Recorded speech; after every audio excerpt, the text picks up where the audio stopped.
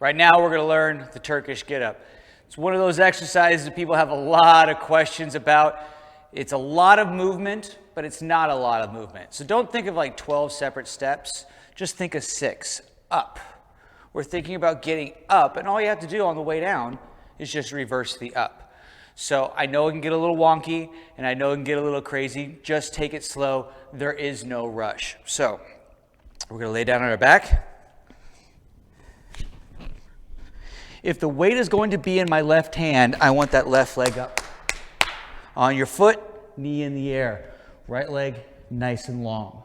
That's going to be kind of your starting position. Now, a lot of people want to get this narrow positioning. We want to open up those hips.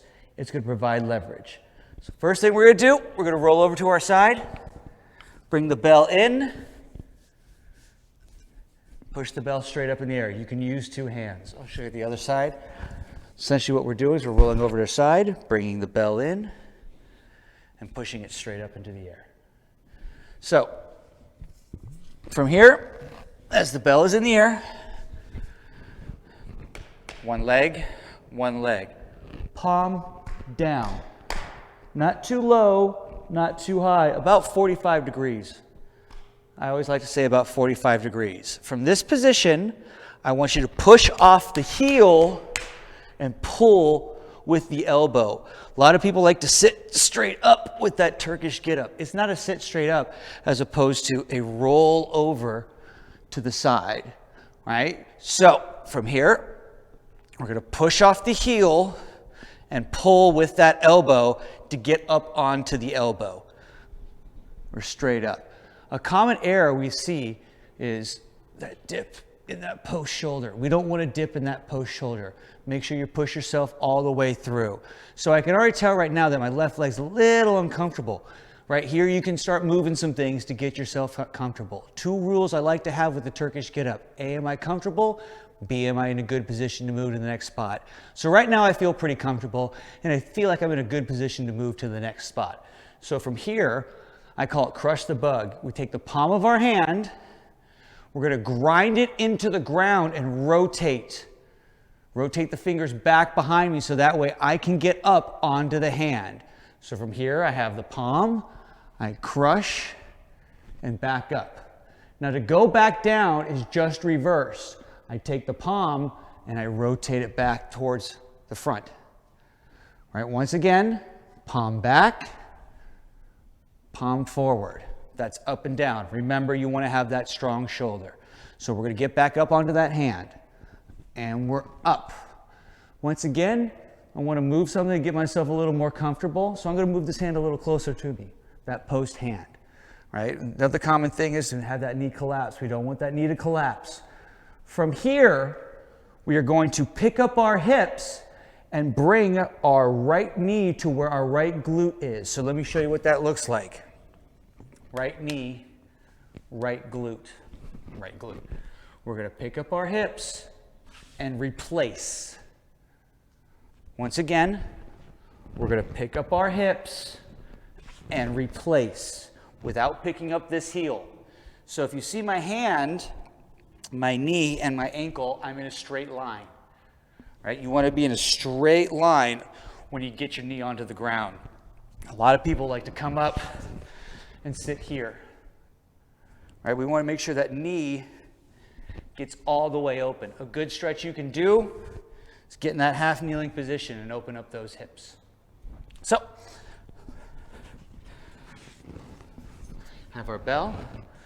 We're in that sitting position. We're going to pick up our hips, replace the glute. Eyes always on the kettlebell in the air.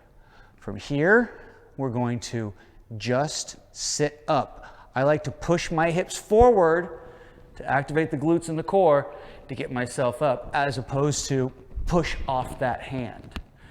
So our knees should be perpendicular. Now we want to get those knees parallel.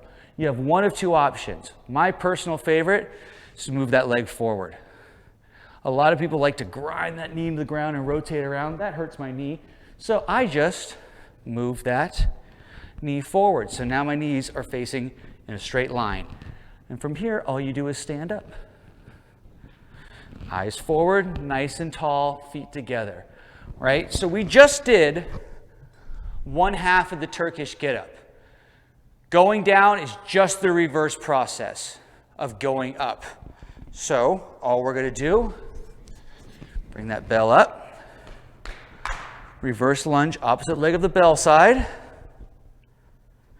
We're going to take that knee, we're going to open it up, perpendicular, wider than you think you should. From here, we're going to take our hand on the hip and all the way down to the floor. So once again, my hand, knee, and ankle are in alignment. From here, we're going to kick our leg out, replace our glute, our knee with our glute. And we're going to sit straight down. We're going down to the floor. So we want to crush that bug. Take that palm, take our fingers forward, strong shoulder. Push off this elbow away from you and pull the bell over your chest to lie down on the floor. A lot of people want to kind of collapse down into it. We want to push off that elbow, and as we push off the elbow, we're going to pull the kettlebell over our chest. 2 hands on the bell, bring it down. We're going to roll over to the side, put the bell down. To switch sides, there's one of 2 things you can do. You can either take the bell around the head, never over the body, to the other side, or you can just sit up and turn around. Whatever you feel comfortable with. That is the Turkish get-up.